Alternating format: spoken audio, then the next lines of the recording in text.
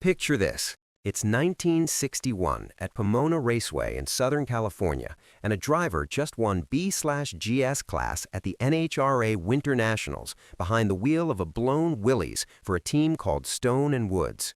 That win should have been the start of something legendary, and it was, just not for him, because that driver walked away from that team right before they added a third member named Doug Cook and transformed into Stone, Woods, and Cook, the car that Hot Rod magazine would later call the most famous drag car in the history of the sport. The driver who left was named K.S. Pittman, and instead of being remembered as part of the most celebrated Gasser team ever, he went out on his own and became something even harder to define. He became the guy that everybody on the match race circuit was quietly worried about. He became Tiger. So here's the thing about K.S. Pittman. Nobody knows what K.S. stands for. Not a single source, not his obituary, not his Hall of Fame induction biography, not Find a Grave, not anything expands those two initials. And when you dig into his story, that detail starts to feel appropriate because the man himself operated just slightly outside of what was easy to categorize. His nickname was Tiger. His Hall of Fame citation described him as having a take-no-prisoners approach and called him one of the most feared names in the Gasser Wars of the 1960s. A fan who grew up watching him in Northern Virginia wrote simply, "KS, to me, was cool, looked cool, drove cool cars." And starting line photos from across the decade back that up. You almost never see K.S. Pittman getting left on the tree. Almost every shot shows him already out front. To understand why any of that matters, you got to understand what the Gasser class was and why it produced a specific kind of racer that no other class really replicated. The Gasser class, officially Gas Coupe and Sedan in the NHRA rulebook, came out of the late 1950s as a category for street-derived cars running on pump gasoline, not methanol, not nitromethane, gas, which meant power was harder to come by and the cars had to be smarter about how they made it. In the early years, you technically needed full street equipment: headlights, wipers, horn, mufflers, license plates. The idea was these were dual-purpose cars. You could theoretically drive one to the strip and race it. Nobody really believed that, but that was the concept. By 1962, NHRA dropped the street equipment requirement because these things had become serious race cars in everything but name. The rules said bodies could be chopped, channeled, or sectioned up to 4 inches total. Engine setback was limited, and here's the rule that defined the look of every Gasser you've ever seen. Engine height was capped at 24 inches from ground to crankshaft centerline. That rule, combined with short wheelbases and serious horsepower, meant the cars had to sit up high in the nose. The front axle was moved back, the weight transferred rearward, and you ended up with this wild, raked stance that looked like the car was already lifting off before the Christmas tree even blinked. Which it often was.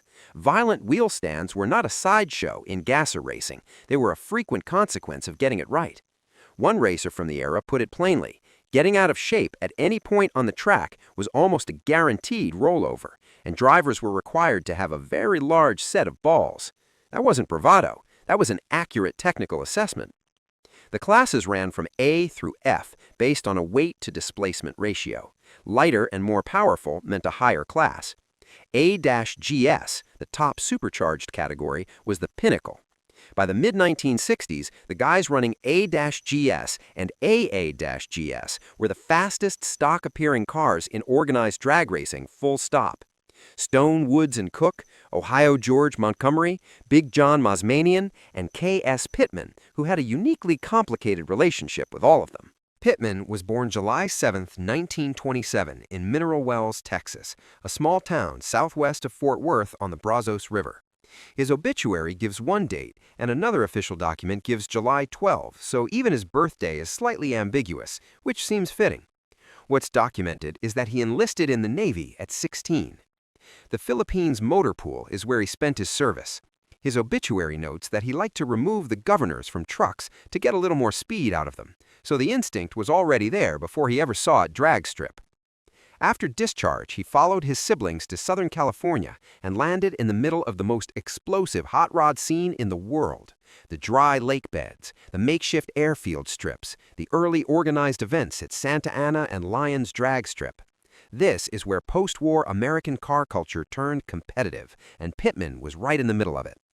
His first race car was a 1937 Buick powered by a straight-eight Buick engine. Not particularly exotic, but it ran, and he drove it, and he was learning. He progressed through the California scene, acquiring skills and a reputation. By the late 1950s, that reputation had gotten back to a pair of car owners named Fred Stone and Tim Woods. Stone and Woods were building something historically significant. They were an African-American ownership team at a time when that was genuinely unusual in drag racing, actually unusual in American motorsports broadly. They'd already built a blown Studebaker that was described as a terror on the Southern California strips before it got destroyed in a towing accident. Now they were building something more serious, and they wanted K.S. Pittman behind the wheel. Pittman drove their 1941 Willys, called Swindler II, powered by a supercharged Oldsmobile engine. He also drove cars for John Edwards, a crew chief and engine builder who ran a blown Olds out of a 1950 Oldsmobile Fastback. By late 1958, Pittman had acquired his own 1941 Willys and installed the Edwards engine in it, beginning his campaign as an independent.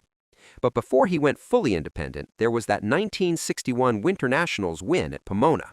He drove the Stone and Woods car to a class win in B-GS. That's the win that should have been his beginning. Instead, it was the moment before the split.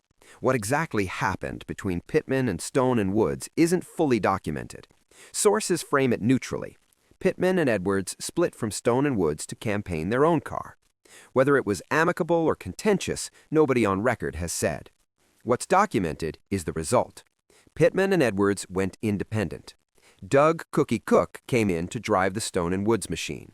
The team became Stone, Woods, and Cook. Their car became Swindler A, and by 1964, they'd been voted the most popular drag car in the country. At the 1961 NHRA Nationals at Indianapolis, the Indy race, the big one, Pittman and Edwards entered their own car and took C-GS class. So in the same year he left the team that became legendary, he immediately turned around and won his own national event. That tells you something about where his head was.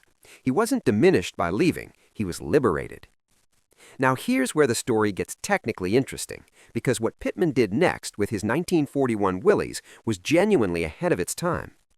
Working with Kurt Hamilton at Cal Automotive, he produced what the International Drag Racing Hall of Fame biography describes as the very first fiberglass replacement front ends, fenders, doors, and deck lids for Willys Coupes. They pulled molds directly off his steel-bodied car to create lightweight fiberglass panels, and the weight savings were substantial. That innovation spread through the entire Gasser class. Within a couple of years, everybody was running fiberglass body panels. The technology that defined the look of Gasser racing throughout the 1960s traces directly back to Pittman and Hamilton figuring it out on that 41. With the lightened car and the blown Olds engine, Pittman was posting times in the 11.69 range at over 119 miles per hour. And by June 1962, he held the A-GS national record at 10.55 seconds at Pomona. Stone, Woods, and Cook reset it to 10.25 by the end of the year, but the man they'd replaced was right there, running alongside them. And that's how it would stay for the rest of the decade, these two programs measuring themselves against each other across hundreds of match races and national events. The match race circuit is something worth understanding because it's not how motorsports works today. Prize money from sanctioned events wasn't what kept Gasser teams alive financially. Appearance fees were. Promoters at local strips across the country would book 2 or 3 named teams, Tiger Pittman, Stone, Woods, and Cook, Ohio George, Big John Mazmanian, put up some advertising, charge admission, and split the gate. Leonard Woods Jr. described the 1964 schedule for Stone, Woods, and Cook. 53 race dates between April and October. As many as 3 or 4 events per week. They ran round-robin against George Montgomery and K.S. Pittman and the other top names constantly, and those match races built rivalries that fans would follow all season. Pittman had his own booking infrastructure through a promoter named Ira Leitchie of an agency called the Gold Agency. Leitchie took 10% of Pittman's cut and arranged dates nationwide. It made decent money and a living, one source close to the operation recalled. This was professional drag racing before corporate sponsorship existed, just skilled operators, smart promoters, and a class of car that fans genuinely loved watching. By 1963 and into 1964, Pittman had teamed up with Chuck Stoltz of S&S Speed Parts in Falls Church, Virginia. S&S was a commercial operation with a very specific strategy: put cars in nearly every Gasser class to maximize coverage in the weekly drag racing magazines. Those magazine ads, Drag News, Drag Racing Magazine, Superstock, were how speed parts companies sold product. Pittman headlined the whole operation as the AGS entry. His weapon was a red 1933 Willys Coupe powered by a David Zuschel-built 420 cubic inch supercharged Chrysler Hemi. And in 1964, that combination achieved something that's hard to fully appreciate without understanding what it meant. Pittman held both ends of the national record, elapsed time and top speed, simultaneously in every major sanctioning body: NHRA, AHRA, 1320 Drag News, Eastern Drag News, all four at the same time. Every organization that recognized class records had K.S. Pittman's name at the top of their AGS books. One vintage diecast model description called it just possibly the most successful AGS entry ever. That's a piece of marketing copy, but it's not wrong. 1964 was also the year Pittman brought his 33 Willys home to Mineral Wells for a match race against Stone, Woods, and Cook. His obituary says it was spring of that year. The Hall of Fame biography puts it in 1965. The dates conflict, so let's just say sometime in the mid-1960s, during a practice run at the hometown strip, the parachute failed. The Willys sailed off the end of the track and landed in the middle of Southeast 25th Avenue. Pittman walked away without a scratch. He rebuilt the car and went back racing. That's the level of casual about catastrophic incidents that defined these guys. Later in 1964, he got on a boat to England. The British International Drag Festival was organized by Sidney Allard and NHRA President Wally Parks as a goodwill mission to introduce drag racing to European audiences. The U.S. team they assembled was genuinely the cream of American drag racing: Don Garlitz, Tommy Ivo, Tony Nancy, Ohio George Montgomery, Ronnie Sachs, Dave Strickler, Bill Jenkins, and K.S. Pittman representing the top of the supercharged Gasser world. 6 one-day events at RAF airfields across England, crowds of 20,000 to 24,000 people per event. These were British people who had never seen anything like this in their lives. Pittman's festival was comically cursed. He and Stoltze had damaged the rear end at the U.S. Nationals before leaving, and their tools and spare parts got detained at the docks. At the first 2 events, Blackbush and Chelveston, the car never made a single pass. 0. They just sat in the pits. At Woodvale, they finally got parts flown in. And on the very first run of the trip, the Willys lurched forward off the line with a loud clank and left a pile of smashed parts on the strip. The axle had let go again. An eyewitness said Pittman was near to tears from laughing at the embarrassment of it. They rebuilt the car at Sidney Allard's London workshops between rounds. At Kemble Airfield, Pittman finally made a complete pass, 10.52 seconds at 144 miles per hour.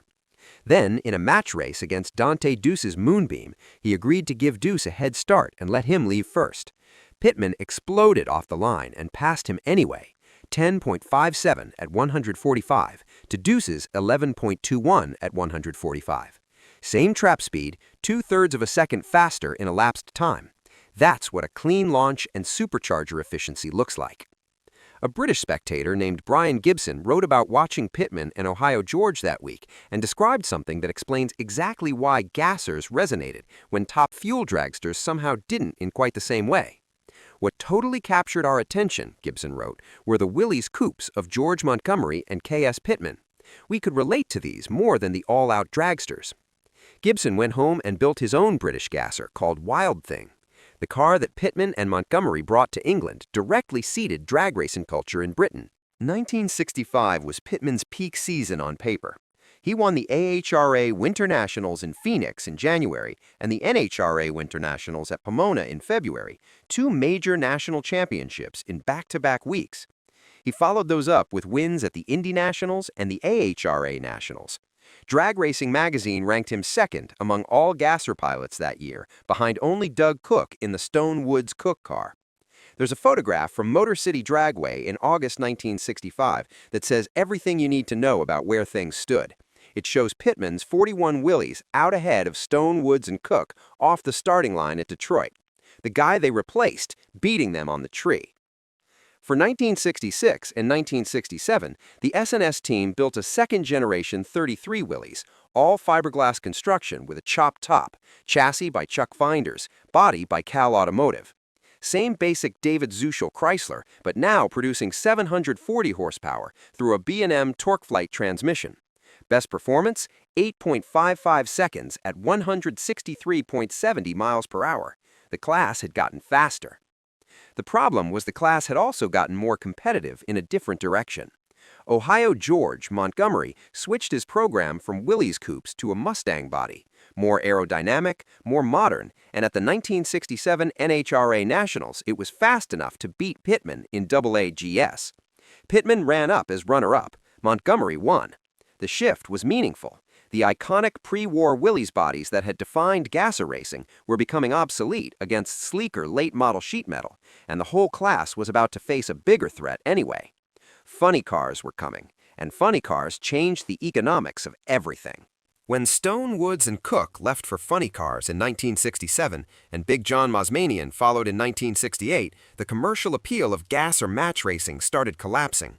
Funny cars ran nitromethane. They were louder, faster, more dangerous, more spectacular. They commanded bigger appearance fees. Promoters wanted funny cars.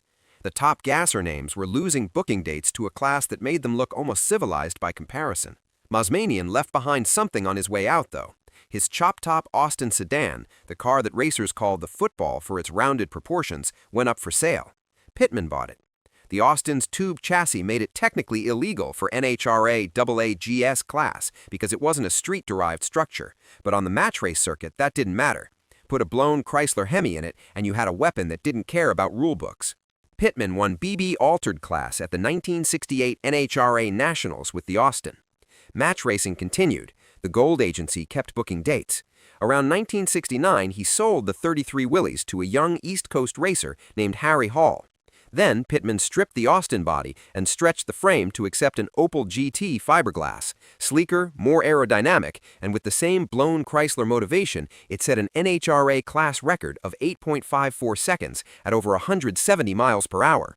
The Harry Hall story is worth telling because it captures something about Pittman's personality that you don't get from race results. Hall bought the 33 Willys and then outran Pittman in it, ran his own car faster than Pittman had been running it. Pittman walked over after the race and said, according to Hall's son Ken, who told this story at a 2025 oral history panel, "Harry, what'd you do to my car?" and immediately wanted it back. That's the competitive nature right there. He couldn't stand being outrun in his own machine. Pittman and Hall match raced each other extensively along the East Coast after that. Hall's son described it. They tore around the East Coast up and down, friendly enough, but both of them always wanting to be the faster one. Pittman's final circuit car was a turbocharged 1972 Vega funny car. He was moving with the market, even as the Gasser era itself was dying. NHRA eliminated the gas classes entirely in 1972. The category that had dominated American drag racing for 15 years was gone from the rulebook. Pittman retired from competitive racing and went back to building engines. 3 years later, something happened that tells you everything about what kind of racer he was. In 1978, Pittman built a turbocharged Chrysler engine for a blown gas hydro drag boat. He was working with a driver to campaign the thing, and at some point he decided the driver wasn't doing his job correctly. So Pittman, at 51 years old, more than 5 years out of competitive racing, climbed in the boat himself. He won the National Drag Boat Association Rookie Driver of the Year award in a completely different discipline at 51. The competitiveness never actually left. It just needed an outlet. He came back to car racing in the late 1980s and early 1990s and set more speed records before finally stepping away for good. He moved to Springfield, Missouri with his wife LaVon in 2004. He died there on January 31, 2010 at the Missouri State Veterans Home at age 82. Services were held February 10th. He was buried at Woodland Park Cemetery in Mineral Wells, back home on the Brazos River where he started. The International Drag Racing Hall of Fame inducted him posthumously in the class of 2013 at a ceremony at the Paramount Plaza Hotel in Gainesville, Florida, the week of the NHRA Gator Nationals. Greg Sharp, the curator of the NHRA Motorsports Museum, presented the induction. The citation called him one of the most feared names in the Gasser Wars. named him to a group of 5, alongside Ohio George Montgomery, Stone Woods Cook's Doug Cook, Big John Mazmanian, and Junior Thompson as the top tier of what the class produced. 2 of his cars are in museums. The 1941 Willys is at the Don Garlits Museum of Drag Racing in Ocala, Florida. The 1933 Willys is at the Wally Parks NHRA Motorsports Museum in Pomona. Revell made a model kit of the 41. GMP and Acme produced 1 to 18 scale die-cast versions of both cars, limited to 996 pieces each. Precision Miniatures made a run that Pittman signed himself, 2,500 certificates in his handwriting. A tribute match race called King of Kings was held at Cecil County in 2011, won by Harry Hall's son, Mike. Fred Bear, one of the original S&S racing team members, still campaigns a KS Pittman 33 Willys tribute car at nostalgia events. These aren't the markers of someone who got written into the footnotes of history. These are the markers of someone the community decided was worth remembering. The people who were there, who saw him at the Strip, who raced against him, who grew up watching him in Northern Virginia, they knew what they were looking at. A neighborhood kid from Mineral Wells, Texas, who taught himself to drive in a Navy motor pool in the Philippines, who migrated to California and worked his way into the best team in the sport and then left it to build something of his own, who pioneered technology that defined the look of his class, who held every national record in the country simultaneously, who went to England and helped seed drag racing on a continent that had never seen it, who at 51 years old climbed into a drag boat because he thought the actual driver wasn't fast enough. And nobody ever found out what KS stands for. Some things in motorsports history just stay a little bit mysterious. Tiger's story is one of the real ones, though. It doesn't need a complete name to be complete.